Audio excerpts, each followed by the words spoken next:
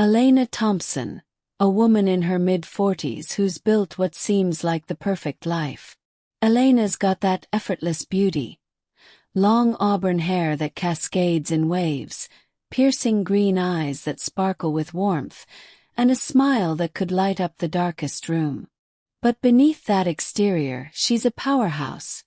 A successful interior designer who turned her passion for cozy homes into a thriving business called Haven Designs. Her clients, everyone from local celebrities to high-profile executives who want their spaces to feel like sanctuaries. Elena's world revolves around her family. She's married to Marcus Thompson, her high school sweetheart turned successful real estate mogul. Marcus is the kind of guy who turns heads, tall, broad-shouldered, with a chiseled jaw and a charisma that could sell ice to Eskimos.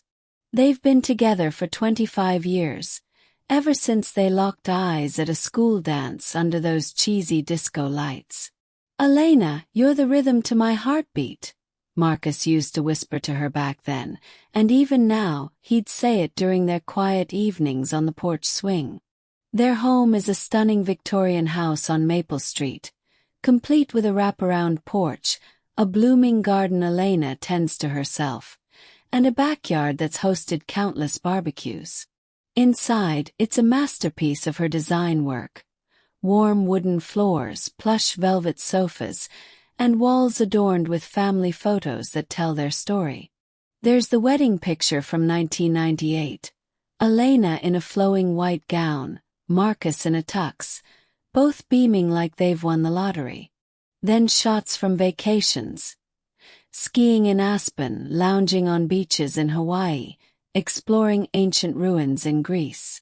It's the kind of life that makes you scroll through Instagram with envy. But the heart of it all, their two kids. First, there's Sophia, their 22-year-old daughter, a budding artist studying at NYU. Sophia's got her mother's creative spark and her father's ambition. She's always sketching in her notebook, dreaming of gallery shows in Manhattan. "Mom, one day my paintings will hang in the Met," she'd say with that infectious laugh, her curly hair bouncing as she hugs Elena tight. Sophia's the glue that keeps the family grounded, always organizing game nights or surprise brunches. Then there's Alex, their 18-year-old son, the athlete of the family. He's a senior in high school, captain of the soccer team, with dreams of going pro. Alex has Marcus's build and Elena's determination. He's got scouts from colleges buzzing around him like bees to honey. "Dad, watch this goal," he'd yell during practices, dedicating every win to his parents. Alex is the jokester, lightening moods with his impressions and silly dances, but deep down he's sensitive, always checking in on Elena when she seems stressed from work. The Thompsons are the envy of Evergreen Hollow. Neighbors whisper about their annual holiday parties, where the house glows with twinkling lights and laughter echoes through the night. Elena's best friend Lila, who's been by her side since college, often jokes, "You guys are like a Hallmark movie come to life." Lila runs a bakery downtown, and their Friday coffee dates are sacred, spilling secrets over lattes and cinnamon rolls. But let's rewind a bit to how it all started. Elena grew up in a modest family on the outskirts of town. Her parents, hard-working folks, her dad a mechanic, her mom a schoolteacher, instilled in her the value of perseverance. "Dream big but work harder," her mom would say, tucking her in at night. Elena met Marcus in sophomore year. He was the star quarterback, she was the art club president. Their first date was a picnic by the lake, where Marcus nervously confessed, "I've been watching you from afar, Elena. You're not like anyone else." She blushed, and from that moment they were inseparable. Fast forward through college. Elena studying design at Parsons, Marcus business at Cornell. They tied the knot right after graduation, in a small ceremony with wildflowers and acoustic guitar music. Sophia came along 2 years later, a bundle of joy that completed their world. "She's got your eyes, love," Marcus said in the hospital, tears streaming down his face as he held their daughter. Life wasn't always picture-perfect, though. There were bumps, like when Marcus's real estate firm hit a rough patch during the 2008 recession. Elena stepped up, taking on extra clients to keep them afloat. "We're in this together," she'd remind him, squeezing his hand during late-night budget talks. They emerged stronger, with Marcus's business booming as the market recovered. He started flipping luxury properties, turning run-down mansions into dream homes that Elena designed. Alex arrived during a particularly hectic time, but he brought even more light. The family traditions grew. Sunday pancake breakfasts where Marcus flipped them high in the air, eliciting giggles from the kids. Summer road trips in their old RV, singing off-key to classic rock, and Elena's ritual of reading bedtime stories, even when the kids outgrew them. As the years passed, Elena poured her soul into Haven Designs. It started in their garage with her sketching on napkins, but grew into a downtown studio with a team of 5. "This is my baby," she'd say proudly during interviews for local magazines. Marcus supported her every step, attending her launch parties and bragging to clients about his talented wife. Their social circle expanded too. There was Derek, Marcus's business partner, a slick guy with a penchant for fast cars and faster deals. Derek's wife, Vanessa, became Elena's gym buddy. They bonded over spin classes and green smoothies. Then there were the PTA meetings, book clubs, and charity galas where the Thompsons shone as the power couple. But beneath the surface, subtle cracks were forming, ones Elena didn't notice at first. Marcus started working longer hours, coming home with a faint scent of unfamiliar perfume that he'd brush off as client meetings. Phone calls at odd hours quickly silenced. Elena chalked it up to stress. After all, his latest project was a massive development deal that could set them up for life. One evening, as the sun dipped below the hills, Elena stood in the kitchen, stirring a pot of her famous lasagna. The kids were home for the weekend. Sophia from college, Alex from practice. Marcus burst through the door. His tie loosened, a grin plastered on his face. "Big news, family. We just closed the Evergreen Estates deal. We're talking millions." The room erupted in cheers. Sophia hugged him first. "Dad, you're a rock star." Alex high-fived him. "Does this mean a new car for me?" Elena wrapped her arms around his neck, whispering, "I'm so proud of you, Marcus." They toasted with wine, laughter filling the air. That night, as they lay in bed, Marcus turned to her. "Elena, you've been my anchor through everything. I don't know what I'd do without you." She smiled, tracing his jawline. "And you'll never have to find out." Little did she know, those words would soon haunt her. Because in the shadows of their perfect life, a storm was brewing. One that would shatter everything she held dear. But that's just the beginning, folks. Stick around because things are about to get intense. What happens when the facade cracks? Hit that like button if you're ready for the betrayal that changes it all. We'll pick up in the next section. Words. Approximately 1,150. Wait, that's under 2,000? Hold on, let me expand this for depth. Actually, let's dive deeper into the family dynamics and backstory to flesh it out. To really set the scene, let's talk more about Elena's daily life. Morning started with yoga in the sunroom, the golden light filtering through stained glass windows she installed herself. She'd sip her herbal tea, planning her day. Client meetings, fabric swatches, mood boards. Marcus would kiss her goodbye, his cologne lingering as he headed to his office downtown. Sophia, when home, would join her for breakfast. "Mom, check out this new technique I learned. Impasto painting. It's all about texture." Elena would nod enthusiastically, even if art jargon flew over her head sometimes. Their bond was unbreakable. Sophia confided in her about everything, from crushes to career doubts.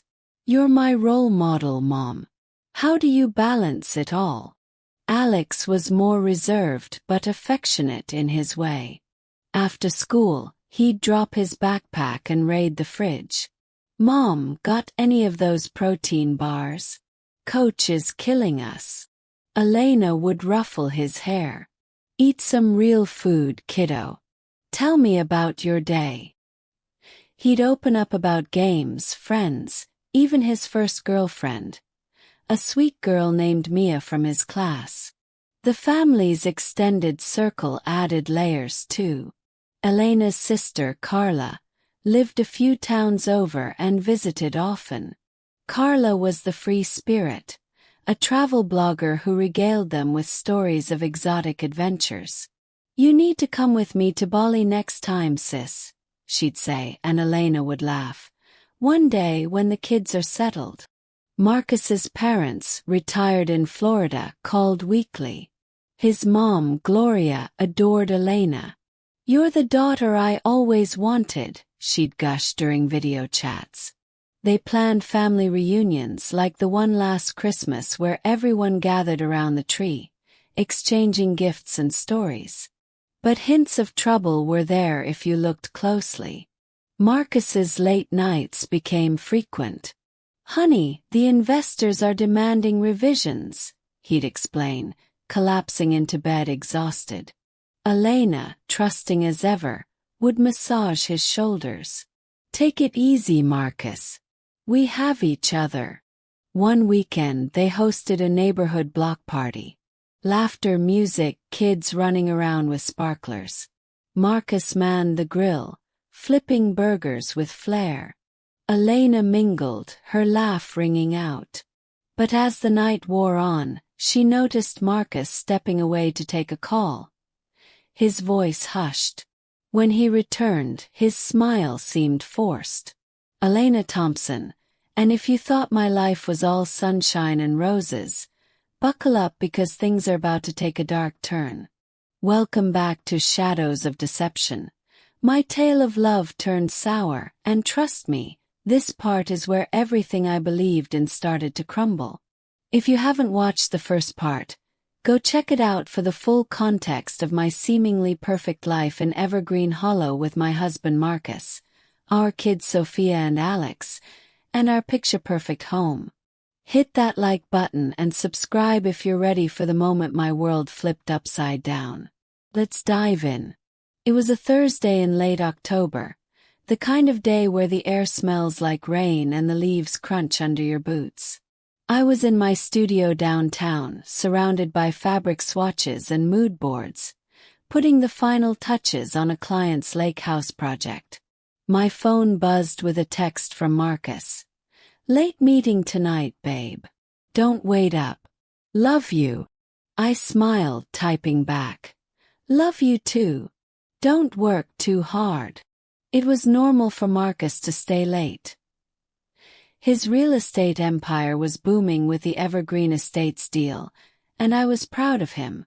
Or so I thought. But that day something felt off. Maybe it was the way his texts had been shorter lately, or how he'd been distracted during our Sunday pancake breakfasts, checking his phone when he thought I wasn't looking. I brushed it off as stress, but a tiny seed of doubt had planted itself in my gut. You know that feeling when something's just not right, but you can't put your finger on it. Yeah, that was me.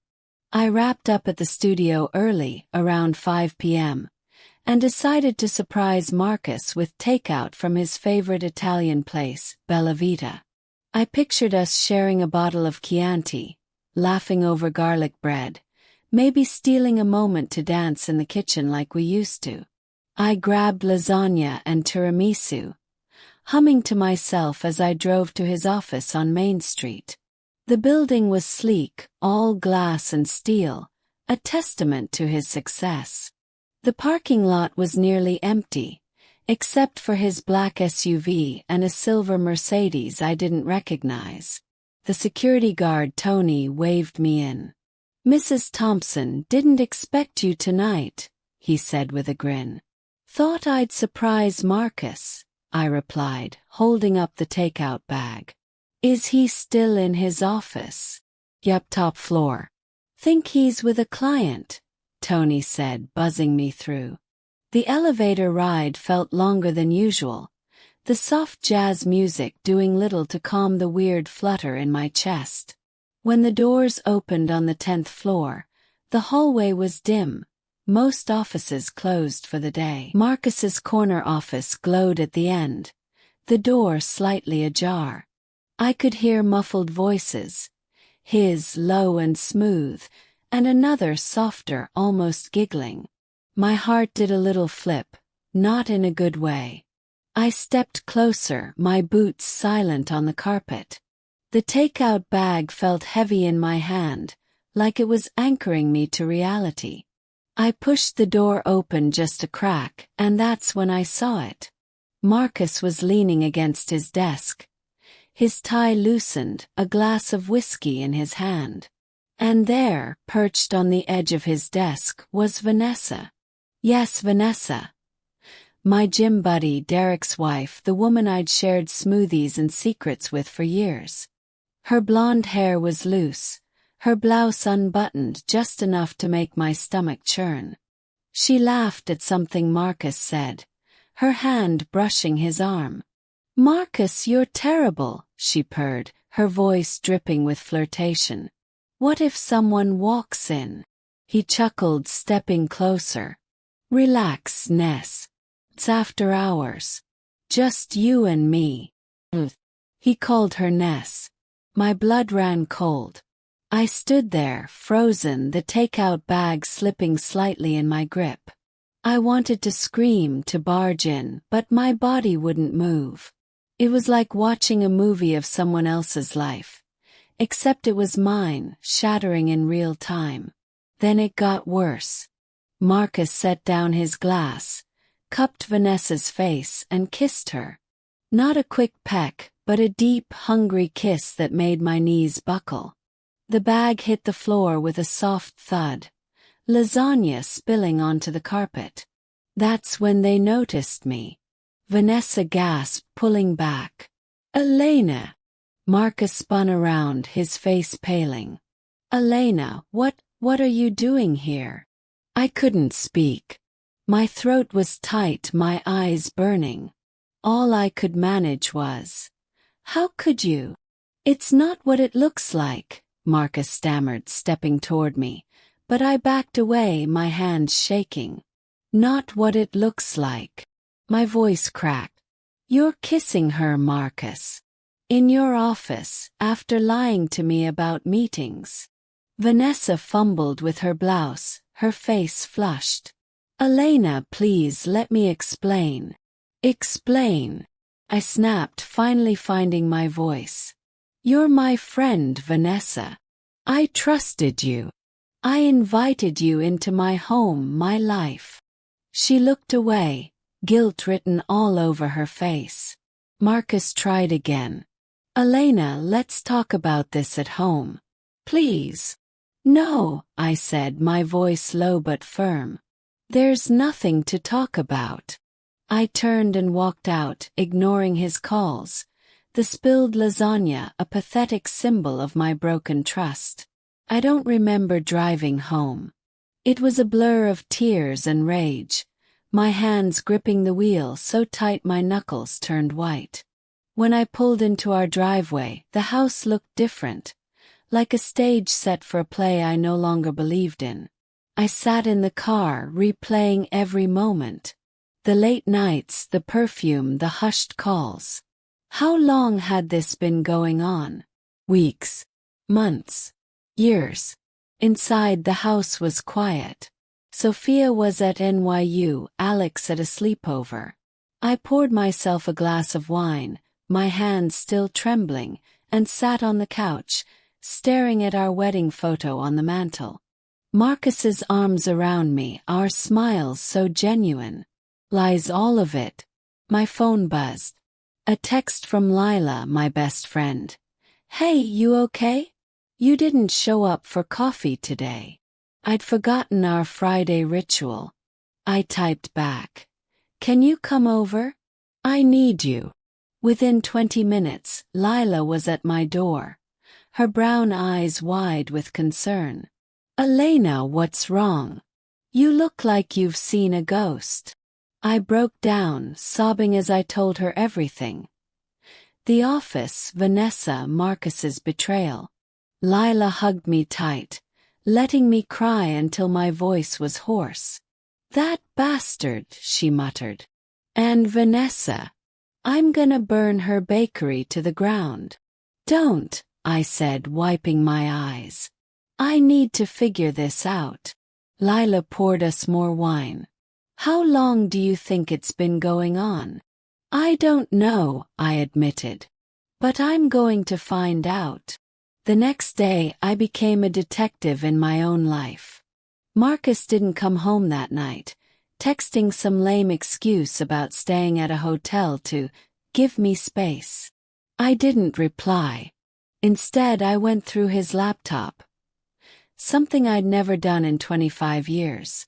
His password was our anniversary date, which felt like a cruel joke. There in his emails I found it. Messages to Vanessa going back 6 months. Flirty at first, then explicit. Hotel receipts. Photos. My stomach churned as I read one from last month. Ness, you make me feel alive again. Can't wait for our weekend. We'd had a family trip to the Catskills then. Or so I thought. Marcus had claimed he was stuck in meetings, leaving me and the kids to hike alone. I felt sick, betrayed not just as a wife but as a mother. I called Lila again, who suggested I check his phone records. With her tech-savvy nephew's help, we accessed his call logs. Late-night calls to Vanessa, some lasting hours. I even found a burner phone hidden in his golf bag. A cheap flip phone with texts to her number. Meet me at the cabin, one read. We owned a cabin by Lake Willow, a place we'd planned to retire to someday. Now it felt tainted. The final blow came when I checked our joint bank account. Withdrawals I couldn't explain. Thousands of dollars on jewelry, hotel stays, even a trip to Paris I knew nothing about. Marcus had been living a double life, and I'd been too trusting to see it. I confronted Vanessa at her bakery the next day. The bell jingled as I walked in, my heart pounding. She was behind the counter, frosting cupcakes like nothing had happened. Elena, she started, her voice shaky. I'm so sorry. Save it, I cut her off. How long, Vanessa? How long have you been sleeping with my husband? Customers turned to stare. She flushed, lowering her voice. It was a mistake. Started at the gala last spring. We were drunk, and it just happened. 6 months isn't a mistake, I said, my voice trembling with rage. It's a choice. You chose to betray me, your friend. She started crying, but I felt no pity. Stay away from my family, I said, walking out. That night Marcus came home, his face a mask of guilt. Elena, please, let's work this out. I love you. Love. I laughed bitterly. You don't know what love is. Get out.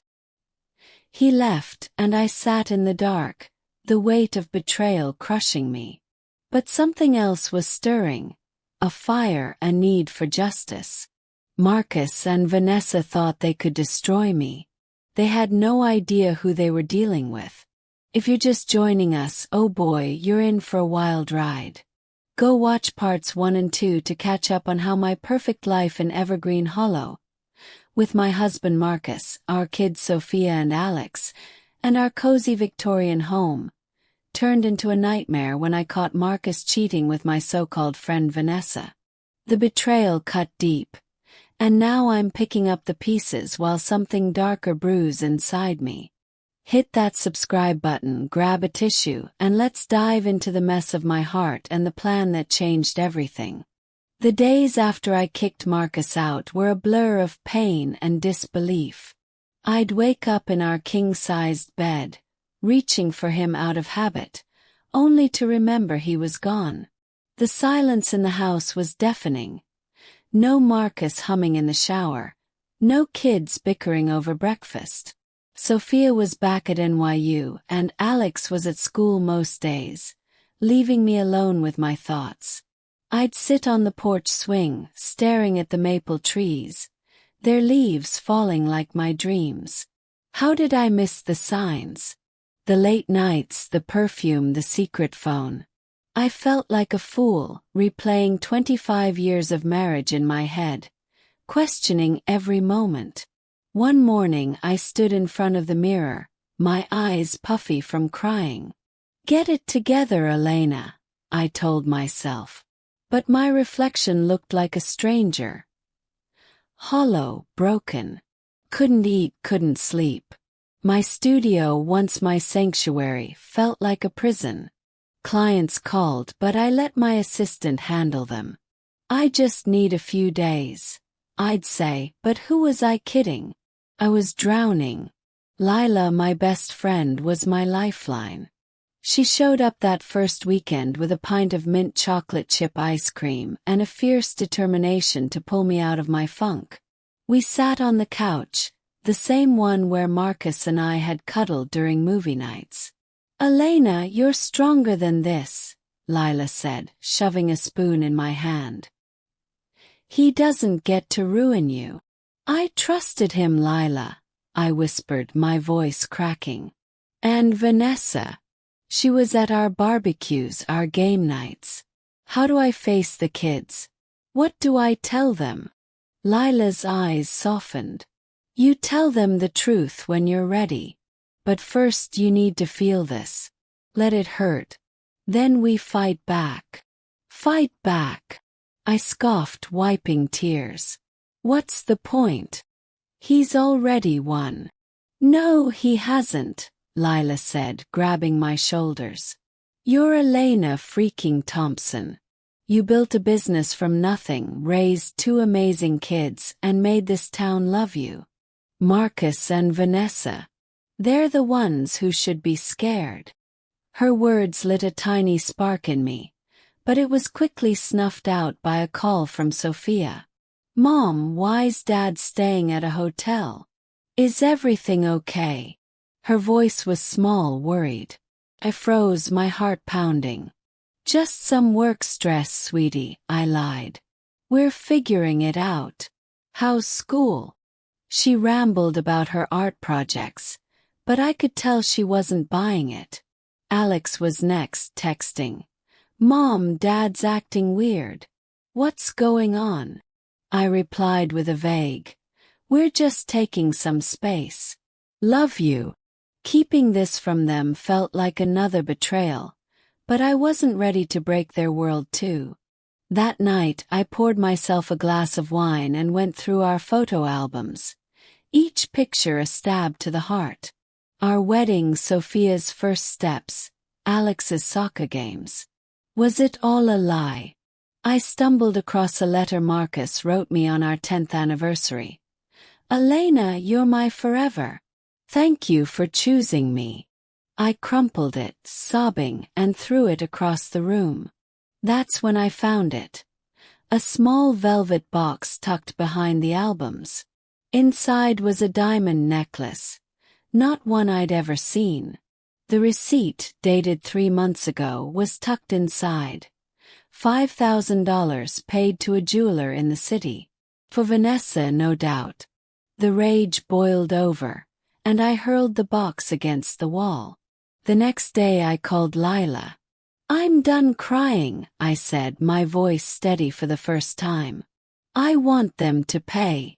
Lila grinned over her latte at our usual coffee shop. "That's my girl. So what's the plan?" "I don't know yet," I admitted. "But I want them to feel what I feel. Humiliated.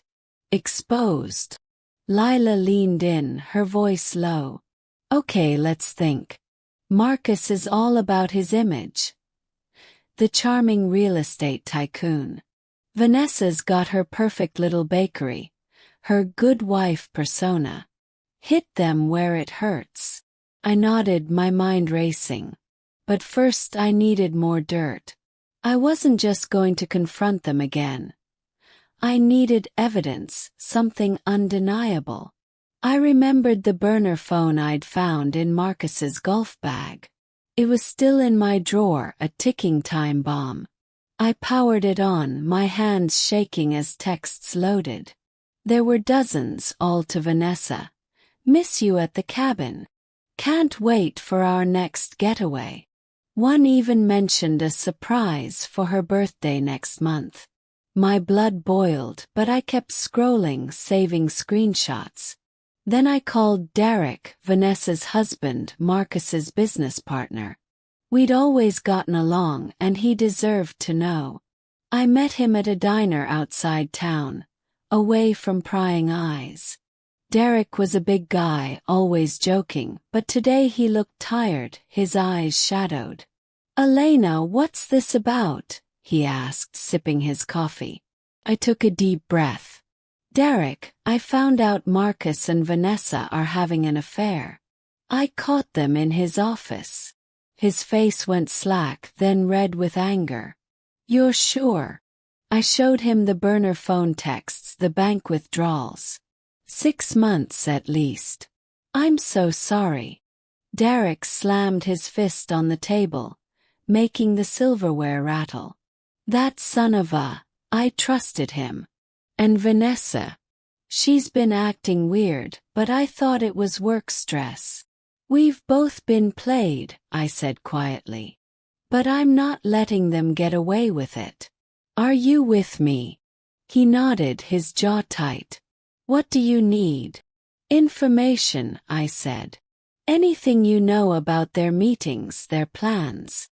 Derek agreed to dig into Marcus's business dealings. He mentioned a private email account Marcus used for sensitive deals. That night, with Lila's nephew's help, he's a tech whiz, we cracked into it. What we found was worse than I imagined. Marcus wasn't just cheating on me. He was siphoning money from our joint account into a secret one. Over $50,000, funneled to Vanessa's bakery for renovations. That never happened. They were planning to run off together after the Evergreen Estates deal closed, using my family's money. The betrayal wasn't just personal anymore. It was financial, calculated. I felt like I'd been punched in the gut, but that pain fueled me. I started plotting. My first instinct was to go public, to scream their affair from the rooftops. But that was too easy. They didn't just need to be exposed. They needed to lose what they valued most. Over the next week, I met Lila daily at her bakery, sketching out ideas. "We could leak the affair to the local paper," she suggested. "Or confront them at the next charity gala." "No," I said, stirring my coffee. "It needs to be bigger. Marcus loves his reputation, his deals. Vanessa's obsessed with her perfect image. I want to hit them both hard." Lila's eyes gleamed. "What if we expose them to their own circles? Marcus's investors, Vanessa's customers." I nodded, the plan taking shape. But I needed more leverage. I hired a private investigator, a guy named Tom who Lila recommended. Tom was discreet, with a knack for uncovering secrets. "Give me a week," he said. I'll get you everything. While Tom worked, I kept up appearances. Marcus texted daily, begging to talk, but I ignored him. When Sophia called, I forced a smile in my voice. Everything's fine, honey. Just focus on your art. Alex was harder to fool. He showed up one evening, his soccer bag slung over his shoulder. "Mom, tell me the truth," he said, his eyes searching mine. "Is Dad leaving us?" I hugged him tight, my heart breaking. "No, sweetie. We're just figuring things out. I promise I'll tell you soon." He nodded, but I could see the worry in his eyes. That's when I knew. This revenge wasn't just for me. It was for my kids, for the family Marcus destroyed. Tom came through 5 days later. He met me at a park, handing me a folder. "You're not gonna like this," he warned. Inside were photos. Marcus and Vanessa at the cabin, at hotels, even at a jewelry store in the city. There were bank records, too. Marcus had taken a loan against our house without telling me, using it to fund their secret life. The final piece was a voice recording from a bug Tom planted in Vanessa's bakery office. Her laughing about poor, clueless Elena, and how she'd have Marcus all to herself soon. I sat in my car, listening to that recording, my hands trembling. "Clueless," I muttered. "Not anymore." That night, I laid out my plan with Lila and Derek. It was risky, public, and perfectly calculated. Marcus's big moment was coming. The Evergreen Estates gala, where he'd pitch to investors. Vanessa would be there, playing the doting wife. I'd be there too, but not as the supportive spouse. I was going to unravel their lies in front of everyone they cared about. The plan had 3 parts. First, I'd expose their financial deceit, using the bank records and loan documents. Second, I'd reveal the affair with Tom's photos and recordings, timed for maximum impact. Third, I'd make sure their social and professional worlds collapsed. Marcus's investors would pull out, Vanessa's bakery would lose its shine. But I needed to be smart to avoid legal trouble. Derek offered to help with the financial angle, while Lila was all in for the public takedown. As I finalized details, a storm raged inside me. Grief, anger, determination. I looked at our wedding photo one last time, then tucked it away. "You thought you could break me, Marcus," I whispered. "Watch what happens next." In Evergreen Hollow, my perfect life with my husband Marcus, our kids Sophia and Alex, and our cozy home was shattered when I caught Marcus cheating with my so-called friend Vanessa. I went from heartbroken to furious, and with my best friend Lila and Vanessa's husband Derek, I crafted a plan to make them pay. This is the moment it all goes down. The revenge, the drama, the shocks that left our town speechless. Grab your snacks, hit that subscribe button, and let's get into the chaos. The Evergreen Estates Gala was the event of the year in our town. Picture a grand ballroom at the Willow Creek Country Club, chandeliers sparkling, tables draped in white linen, and the who's who of Evergreen Hollow sipping champagne. Marcus was set to pitch his multi-million-dollar real estate deal to a room full of investors, local bigwigs, and media. Vanessa would be there, playing the perfect wife to Derek. Her bakery's logo splashed across the dessert table. It was their night to shine. Until I walked in. I spent the week before the gala preparing like a general going to war. Lila and I met daily at her bakery, fine-tuning every detail.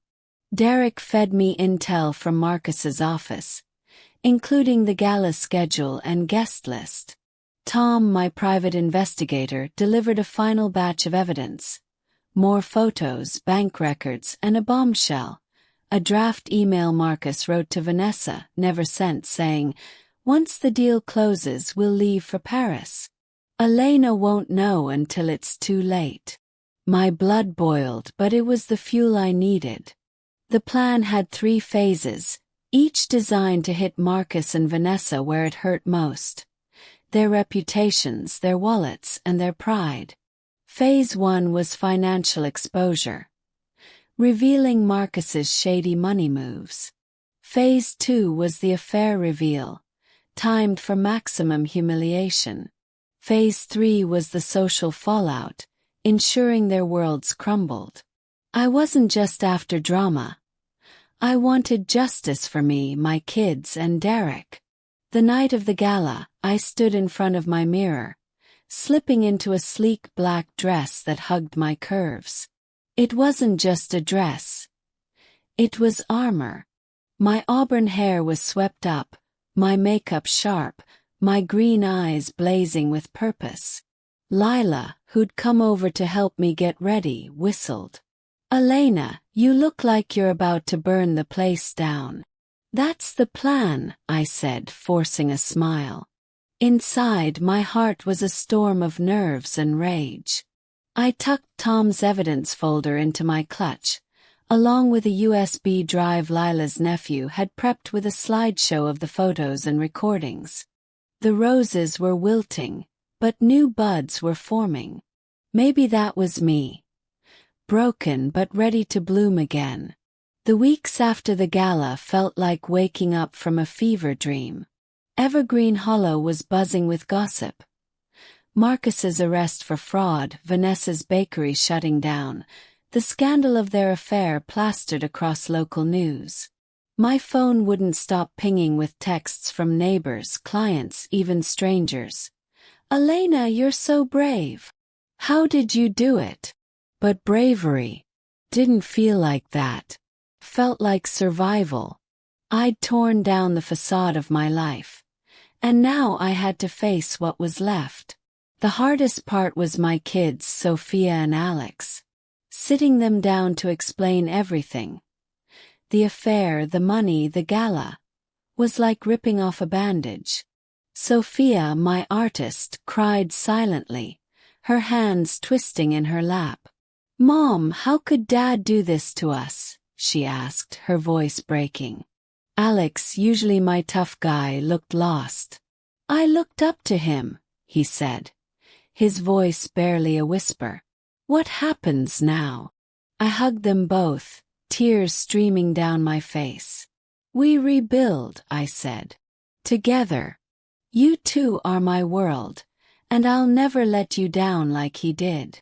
That promise became my anchor. We spent nights talking, crying, even laughing over old memories that weren't tainted by Marcus's lies. Sophia started sketching again, pouring her pain into vibrant abstracts. Alex threw himself into soccer, dedicating every goal to Team Mom. I met with my lawyer, Sarah, to untangle the financial mess. Marcus's fraud charges meant our joint accounts were frozen, but Sarah was a shark. She recovered most of the siphoned money, including the secret account he'd set up with Vanessa. The loan against our house. Voided, thanks to Derek's testimony about Marcus's shady deals. I filed for divorce, and Sarah made sure I'd keep the house and my business, Haven Designs. "You're not just a victim, Elena," she said. "You're a force." But closure wasn't just legal. I needed to heal. Lila, my rock, dragged me to yoga classes and forced me to eat her famous cinnamon rolls. "You're not allowed to wallow forever," she teased, handing me a latte. One evening we sat on my porch, the same swing where Marcus and I used to dream. "You did what you had to," Lila said. "They got what they deserved." Did they? I wondered aloud. Marcus was out on bail, awaiting trial, his reputation in tatters. Vanessa had left town, her bakery boarded up, her social media silent. Karma had hit hard, but it didn't erase the ache in my chest. Then came a surprise. Derek, Vanessa's now ex-husband, stopped by one afternoon. He looked lighter, like a weight had lifted. "Elena, I owe you," he said, handing me a coffee. "You didn't just save yourself. You saved me from living a lie." We talked for hours, bonding over our shared betrayal. Derek was rebuilding too, starting a new real estate venture without Marcus's shadow. "You ever think about flipping houses with me?" he joked. I laughed, but a spark ignited. Maybe I'd expand Haven Designs into renovations. A new chapter. The town's reaction was mixed. Some neighbors shunned me, thinking I'd gone too far with the gala stunt. Others, like Mrs. Hargrove, sent me flowers with notes. "You're an inspiration." Jenna, the reporter, published a piece titled "The Fall of Evergreen's Power Couple," praising my courage. It went viral locally, and suddenly, Haven Designs was flooded with new clients who loved my fearless aesthetic. But the real closure came from within. One crisp November morning, I walked to my garden, where the roses were bare but the soil was rich with promise. I knelt, planting new bulbs. Tulips, my mom's favorite. She'd always said, "Plant in the fall, bloom in the spring." That's what I was doing, planting hope for a new season. I started therapy too, something I'd never considered before. My therapist, Dr. Lee, helped me unpack the anger, the guilt, the what-ifs. "You're not defined by Marcus's choices," she said. "You're defined by yours." Those words stuck with me. I chose to fight not just for revenge but for my kids, my future, myself. A month later, Sophia and Alex threw me a surprise dinner.